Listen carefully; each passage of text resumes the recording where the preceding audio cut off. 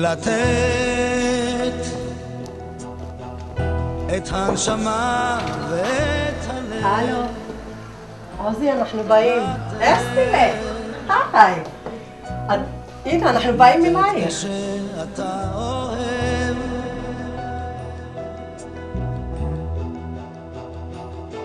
ואיך זהו.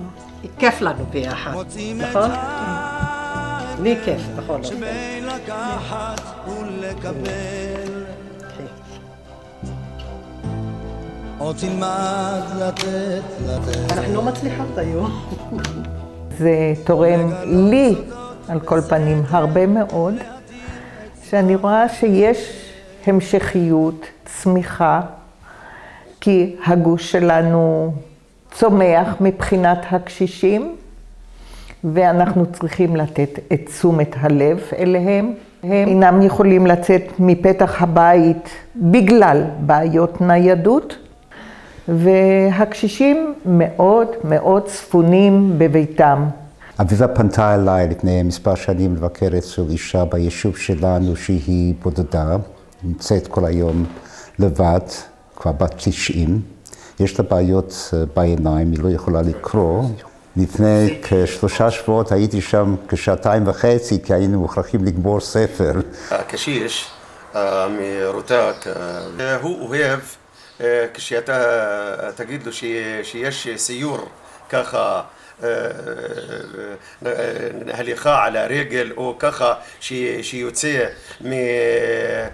מסביבת הבית או מסביבת הכפר, אז הוא יקבל את זה ברוח טובה ויהיה מרוצה.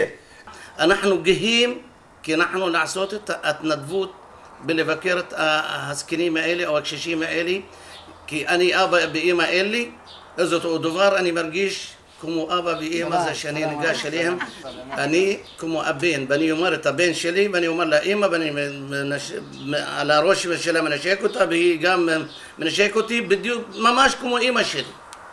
האווירה שנוצרת בין המבקר לבין האדם שאנחנו מבקרים, זאת אווירה של אמון, וזה בגלל קרבת הגיל שיש בינינו. נוצרת תחושה של אמון, אני יכול לדבר איתו, אני יכול להתייעץ, אני יכול גם אולי להזיל דמעה לפניו.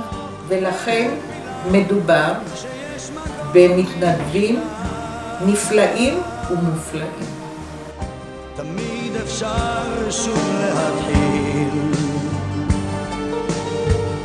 כמו יום חדש, כמו כרגיל.